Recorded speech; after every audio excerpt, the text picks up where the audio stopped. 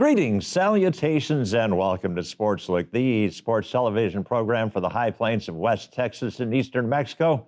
I'm your host, Doc Elder, and just like American-made convertibles in 1976, we're going to go away for a while. But before we do, we're going to have an awesome episode. We've got Patrice Caldwell, the president of Eastern New Mexico University. We'll have Sierra Woolley, and we'll have Steven Rauza from Greyhound Baseball. All finish up with an overtime. But as always, I'll start out with an Eastern recap.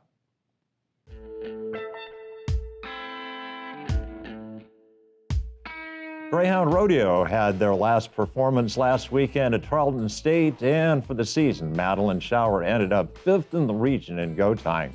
Greyhound Track and Field had their last tune-up before conference, and they were running at the Corky Crowfoot Invitational in Lubbock. Best finish for the guys was Dorcas Kozgai. He wound up 3rd place in the 1,500-meter run. And for the ladies, the 3rd place finish for Amanyata Kenyawani, who finished 3rd in the 5,000 meters. Greyhound baseball and softball had games last weekend, but since we're going to have a Greyhound softball player and a Greyhound baseball player on, I'll let them tell their story. Well, that has been an Eastern recap, so we'll clear this out and we'll bring in Dr. Patrice Caldwell right now.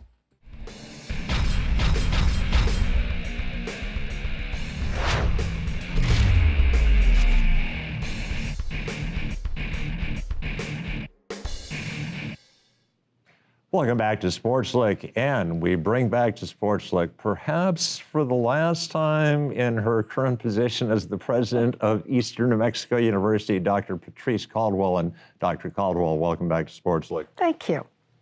Dr. Caldwell, I've got to ask you a question. You obviously went to a university in Southern California, very successful in basketball. You also went to a university in Southern California for a graduate degree that was very successful in football. How much did you actually really know about those sports before you became the president and took charge of athletics here? What an interesting question. Well, our father in high school and through college coached swimming, baseball, and football. And so it was high school level.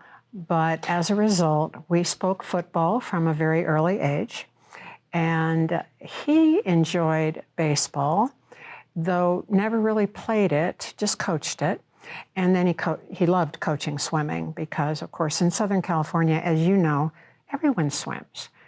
It's as though, well, you breathe, right? Of course you swim. So I think that was a very healthy and wonderful attitude to grow up with someone who enjoyed so many sports and watched a lot of them. So I remember many Saturday afternoons watching college football. He never watched pro, just college. This past weekend, Greyhound Arena was used for a purpose other than athletics. In a weekend or so, it's going to be used for another purpose outside of athletics. And it's great after having to be as cautious as we were and do things outside. It's nice to be able to use the Greyhound Arena again. It certainly is. And last weekend's Wade Bowen concert was a wonderful return to a long cherished tradition of big concerts in Greyhound Arena. And that was a wonderful concert. I don't recall ever seeing that many people two-stepping in Greyhound Arena. It was really amazing. You look back there and you thought, oh, there's no one there. There were like 200 people on the floor dancing. So that was a wonderful event, wonderful artist, great crowd, just really a wonderful experience for our students and for our community. And of course, I apologized to you Saturday night because I was sitting there in my seat and all of a sudden I realized, oh my gosh, Dr. Caldwell's behind me. She probably can't see Wade, but you were very nice about it. I just looked right past your ear. It was just fine. Okay. But it was so nice to have that experience and to see so many people that you knew from the campus, but also from the community. I think we both saw lots of people, and KSCL was there. And of course, having David Stone and the J.P. Stone Bank as a major sponsor, such a wonderful champion of the university and so many wonderful community sponsors. So it's a wonderful event on so many different levels. Well, Dr. Caldwell, we've had a lot of fun. We've had a few laughs here, but pretty serious subject. You literally couldn't have taken over at a more inopportune moment as president in regards to athletics. I mean, quite frankly, there were a lot of things that were going wrong at that time. We'd had some coaches leave, athletic director change. How did you keep the ship going? How did you keep us from sinking? Oh, I don't know that I was the one who accomplished that, but we saw more turnover in athletics than I think we had seen in the entire history of athletics at Eastern. And it was all understandable. None of them wanted to leave students. None of them wanted to leave jobs or Eastern. But pandemic changed so many lives, and some coaches left for their families. It had nothing to do with us, but we were very fortunate to have some very good hires right there at the end. And then when Dr. Weir came, he is a consummate artist of finding talent and knew a lot of people and helped us find some really fine coaches, two of whom, women's softball and women's basketball, are just absolutely great additions to the coaching family. And their students are ecstatic, and we're building those teams. And I think that is just one little factor, that if you have adversity, you can turn it into an advantage if you just have the right people and then keep them. Obviously, you had to make a decision regarding programs at Eastern. We had put men's soccer on hiatus, and you made the decision to bring it back. What was the main factor that led you to that decision? The men's soccer program had an extremely successful history at Eastern, and soccer is popular in New Mexico, and UNM canceled their soccer program.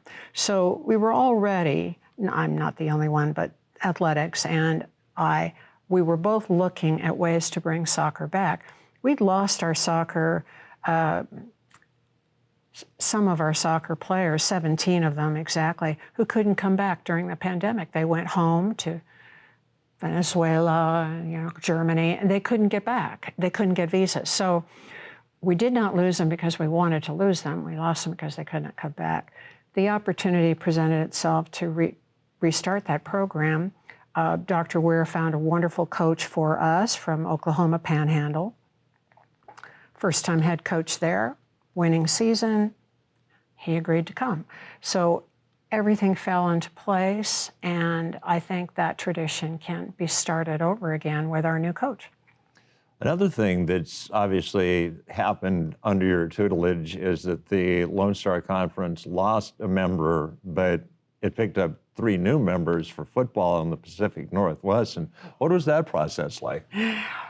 Well, the Lone Star President's Group is a process in and of itself.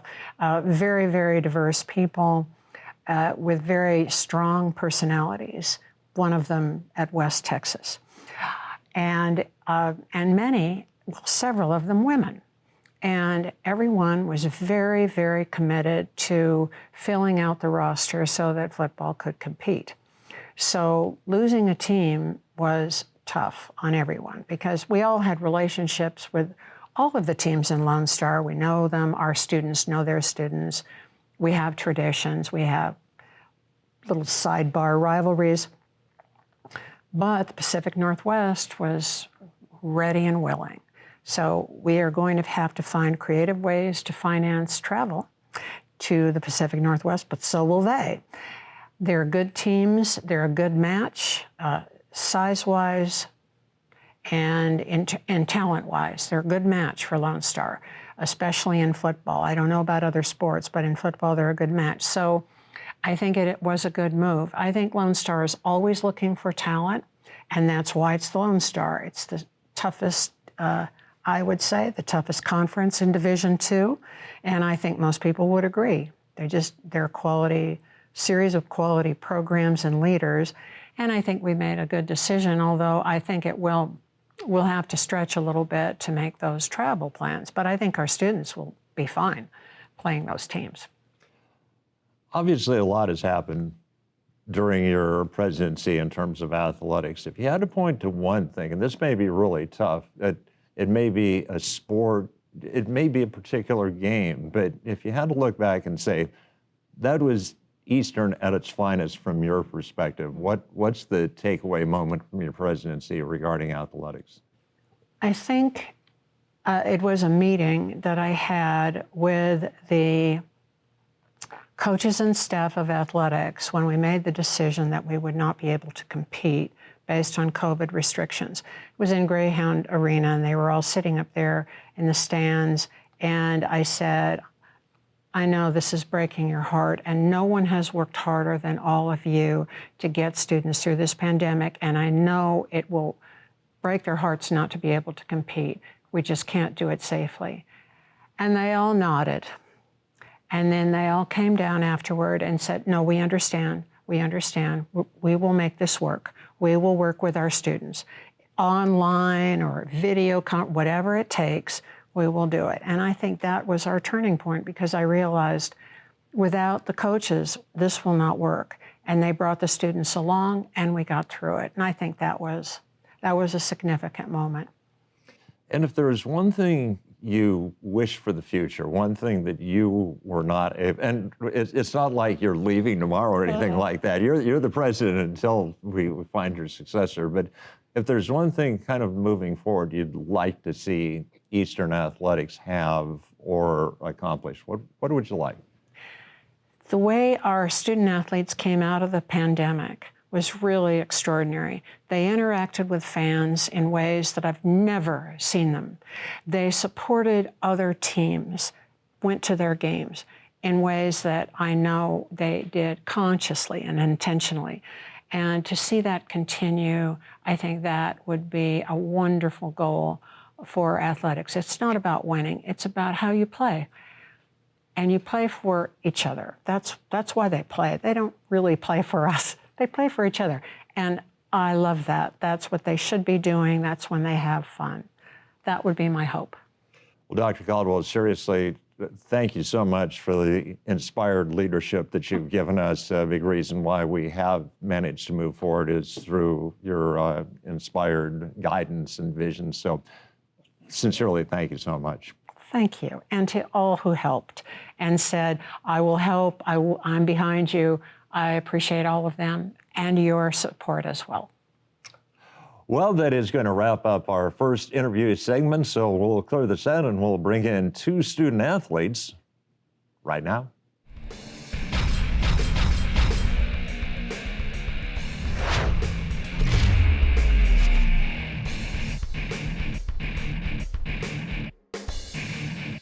Welcome back to Sportslook, and a privilege to bring to the set of Sportslook our senior softball player, Sierra Woolley, and our senior baseball player, Stephen Rouse, and welcome to the show. Thank you. Thank you for having me.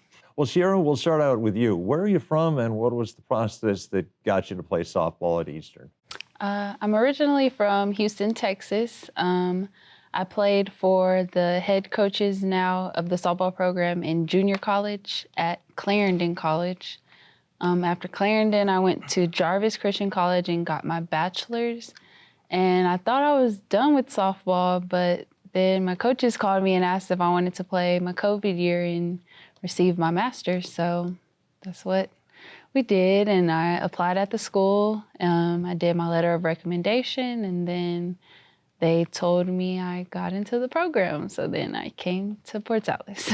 Excellent. Well, Stephen, we'll ask you the same question. Where are you from, and what got you to Eastern? From Southern California. I went to Palomar Junior College, played a couple years there, took a year off to kind of figure some things out, and then joined a summer league, and luckily got a call from Coach Price, and he said, first year head coach, do you want to play baseball? I said, sure. Do you need to see anything? He said, nope, you got 3 days. Get down here and let's see what we got. And I said, well, sweet. This guy's taking a chance on me, so let's see what this place is about, and loved every minute of it. Well, Sierra, we'll go back and we'll ask you, was softball always your sport growing up, or did you play a number of sports and just gradually concentrate on softball? I played basketball, and in the 8th grade, I tore my ACL in my left knee. And then, I don't know why, but I kept playing basketball. and then I ended up tearing it in my right knee playing basketball. So I decided I was going to go back to softball, and I stuck it out, and I was able to get a scholarship. So I guess it worked. A good decision. Steven, I'll ask you the same question. Baseball always your sport? No, growing up, was always don't come inside until the streetlights are on. So baseball, football, basketball, and anything to keep us busy. And then once high school came, it was more baseball, football, and then realized, well, not sure what I can do in football-wise, being 5'6", and so stuck it out with baseball and took me here. So yeah, I've kind of just been all around, but right now baseball is the sport, but growing up it was whatever can keep us busy. And if memory serves me, you're from a community in Southern California that's produced a pretty fair number of pretty good baseball players. A lot of anywhere really down in Southern California, you're gonna find a lot of talent, and I don't know, it's cool. Growing up, just seeing a lot of people that not far from you. My dad got to coach Justin Turner on the Dodgers, and so it was, I don't know, it's kind of cool being around all good players and learning off of them. Yeah, specifically Justin Turner was the guy I was thinking about in terms of Long Beach. So that's cool. Your dad coached him. Yeah, at Mayfair College. And so, wow. And so yeah, it's pretty cool. I'm a lifetime Dodger fan, so I'd love to talk more. Awesome. But we have only got a certain amount of time to talk. My dad will be here in a couple of weeks for graduation, so you guys can have a conversation and talk baseball. I'd love to meet him. Yes, sir. Well, Sierra, who were the influences on you that helped you become the softball player that you became?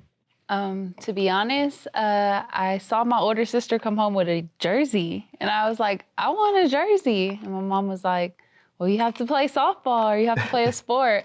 So they put me in softball at the age of 4, and I played upward basketball. But the most influential people on me, I would have to say, are probably my mom and my dad and my older cousin, just because she was the first one to go to college and play ball. And she's now coaching women's basketball at Sam Houston University. So it just, I don't know.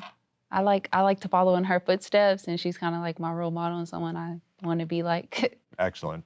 And let me ask you, what was the selling process on the part of Coach Fiefel? What did she say about Eastern that convinced you did want to use your COVID year and come play softball for her? Well, she didn't really have to sell me with anything, to be honest. I played for her at Clarendon, and we were ranked both years. So when she called me, I already knew it was business. So I was like, let's do it. And being here was a good decision because I see the program gradually developing and getting better. Last year, we only had 4 wins, and this year, I believe we ended with, I think, like 20 or 21. Yeah. So, I mean, she's already blowing it out the roof. I knew, and I just wanted to jump on board and be a part of it. Well, Stephen, obviously, if you're like me, and because we were both left-handed pitchers, the difference being you were good and I wasn't, but I get the drive to want to keep playing baseball. But Coach Price had to sell you on coming to Portales, New Mexico. What was it about Coach Price that convinced you this was a guy you wanted to play for? He knew nothing about me. He had talked to one guy before, and my buddy Chris, and he put in a great word enough to where Coach Price just said, let's do it. Because, I mean, where I was at in junior college, I didn't have really any, selling numbers. And so he wanted to say, hey, come play baseball here. I said, well, I'll give this guy the world. He's just taking a shot on me, so let's get it. Well, Sherry, you talked about the fact that quite obviously last year we struggled. There's no other way to describe it. And this year you had a lot more success. What is the difference? Was it just the coach, or was it players, or was it a combination? I feel like it was a group effort all around. We had new players that wanted to buy into, winning and building chemistry and getting along because, of course, as girls can be really catty. Really? So just, buying into the program. And then I would say Coach Fiefel's expectations, she has very high expectations. So it was either jump on board or jump off board. And I was just happy that everybody jumped on board and we all worked towards one goal. And I'm happy everything worked out as well because, I don't know, I felt like more of a sisterhood. It was just like everybody was happy for each other. Everybody wanted to cheer each other on. Like if someone hit a home run, we're all excited for each other. Everybody's just excited. So it was great to be a part of. And Stephen, obviously you guys went into not this past weekend, but the weekend before against Texas A&M International with a chance of making to the playoffs. You didn't quite make it, but way better than anybody could have expected. What was the key? From international to this last weekend? Or this season, the overall success? Being on the road, so last year we were on the road from Thursday to Sunday every single week, and so it took a toll. And there were just a couple things that were missing, and this year kind of cleared house a little bit and brought in a whole bunch of talented guys, and it was cool seeing all the things that, you know, we were missing. It came together, and we broke a couple good records and finished the season breaking the all-time conference record. So, I know coming into this place, it was more of, you know, it wasn't let's win a championship. It was, you know, let's leave this place better than how I found it. Let's build a foundation and see it go up from there. And so, I don't know, this last year kind of felt like, all right, it's set. And so I'm excited to see it go up from here because I know what they got set up in the future, it's going to be nothing but good things. Well, Sierra, obviously there are a number of games you could point to, so I'll be curious to find out the answer. What was the high point of the season? If you had to point to one game, what are you going to remember the longest about this season? I'm going to say it has to be two games because it has to be a game for myself where I kind of flipped the switch, and it has to be a game as a team where we kind of flipped the switch. Sure. So I would say the weekend that we played Texas women's, that was kind of when I felt like I kind of smelled a little bit of the playoffs. So I'm like, okay, team, we're getting it together. We're working together. Everything's looking good. Everything's clicking. Everything's smooth. And yeah, it was just, we kind of elevated from there because we just started winning. We went from like a losing streak to a winning streak. So I would say that was when we flipped the switch. And then the game I flipped the switch for myself, I would have to say the weekend we played St. Mary's and St. Edward's. Because I don't know, I started hitting and I started playing defense kind of like I knew how. And then like I elevated from there as well. 2 weekends later, I hit a grand slam. So it was like, I don't know, that was my elevating point. Well, Stephen, I think I know the answer to this question because I was there, but I'm going to ask you anyway. What was the high point of the season for you? Like she said, the personal one was the last Sunday. That was fun. That was indescribable. Perfect way to end it. But one game where I think where everyone was just having the best time was when Spencer Roach hit his second home run of the day, and he comes into the dugout yelling, "Don't throw me a fastball," and everyone just went nuts. And right there, I was like, these guys love each other, man. This is awesome. And so I think of right course, there.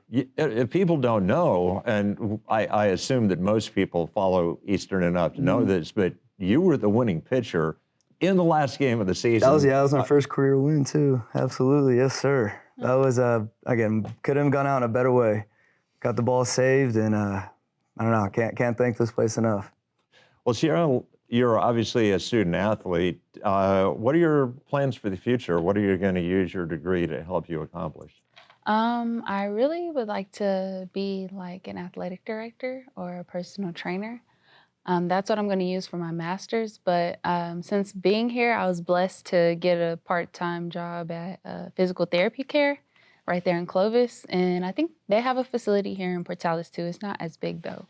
But I know they do because I go there twice a week. So. Yes. So I kind of like started finding a love for physical therapy. Also because with my knee injuries, I've kind of spent a lot of time in there myself. So I want to get into physical therapy school as well. And that's going to take me about 18 months to finish. But I mean, I've been in school, 5 years now. So what's another 18? Yeah, it's for nothing. Well, Stephen, we only got about 30 seconds left, so real quickly, what's in your future? My uncle does some realtor stuff, so I'm going to get into business with him and see where that takes me. Okay. Well, it's been a pleasure. I mean, obviously, you experienced some difficulties on a whole bunch of levels here at Eastern, but you beat WT your last weekend series, and you got the win against Kingsville. Yes, So, sir. Sierra, Stephen, best of luck in the future. Thank you. I appreciate it. Thank you for having us. Well, that is going to wrap up the interview segment of Sportslook. So what we'll do is I'll clear the set, and I'll finish up with an overtime right now.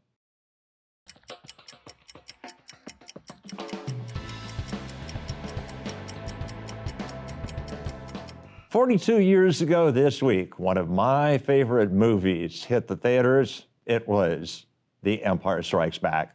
Spoiler alert, if you've never seen the movie, there's a scene where Han Solo prepares to take the Millennium Falcon into an asteroid belt. And C-3PO is rather upset about this and starts to tell him that there is little chance that they'll be able to survive. And Han Solo turns to him and says, "Never tell me the odds." Well, I think there must be a lot of Star Wars fans in the athletic department at Eastern New Mexico University, because if we were really concerned about the odds, nobody would have showed up to play this year, because every team was predicted to finish last in the Lone Star Conference.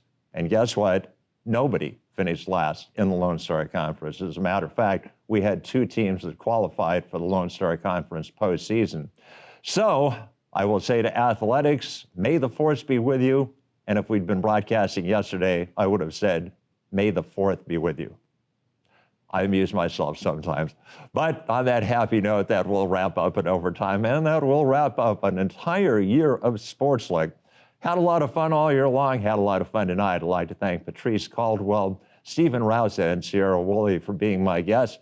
Had a floor crew tonight. It was Mr. Nick that was my director. So one last time for this year, this is Doc Elder saying, so long.